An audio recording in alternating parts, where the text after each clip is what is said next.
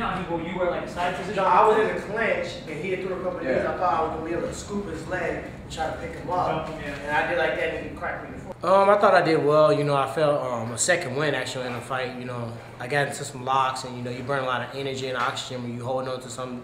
But he was slippery, man. Dude was hard to get a good grip on. He angles his hips really well.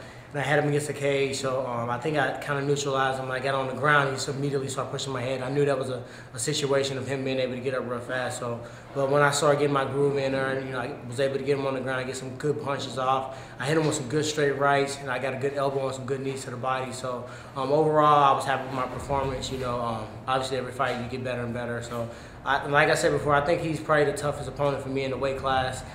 Just stylistically wise, you know, it was a nightmare of an opponent, and I'm pretty sure I'm the same thing for him. So it was just good to get through the battle, you know, and endure through it. In the third round, were you in trouble when it looked like he almost got an arm bar in you? No, he didn't have it. That's why he didn't pursue it, and that's why he didn't try to lift his hips up. It was really kind of a scramble situation. He just kind of held on to it to see if I was going to adjust. If I maybe would adjust and try to, you know, stack him up, maybe he would have had my arm. But I had it locked up pretty tight around his leg, so I wasn't in any danger of that. And you know, realistically, I don't think he was even going for the submission. I think he was just trying to, you know, think of what his next move was going to be. So where do you go from here? You know, is there anyone specific you want to fight next? No, man. I think things are gonna play themselves out. You know, realistically, you know, everybody's asking me, you gonna fight Daly, you gonna fight Diaz, you gonna fight Cyborg, who you gonna fight? I think this kid right here was, you know, the main opponent that I had to think about, and I really haven't given any thought, to be honest with you, you know, because I had to get through him.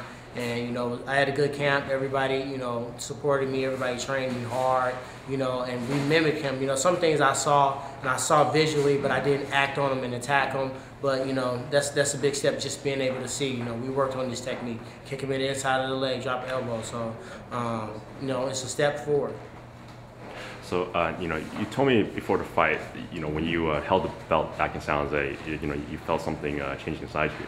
How many more fights do you think you are away from a title shot? Man, it's not even that many 70-pounders left. You know, I think it's the toothpaste tube is always squeaked to the end. So my son keeps telling me, like, Dad, when are you gonna get the belt? You know, how does the belt look? How much does it weigh? How many more fights do you have to do? Who do you have to be? So it's just really encouraging that a 7-year-old kid, you know, understand the concept of, you know, a goal and shooting for it and trying to win a world title. And you know, that really just blessed me. You know, I was out there fighting. I was thinking about that. I'm like, man, my son's watching this. He never watched me on TV before. So, you know, I think, you know, really spiritually, that kind of kicked me into second gear. And I was like, you know, I gotta get this fight. So.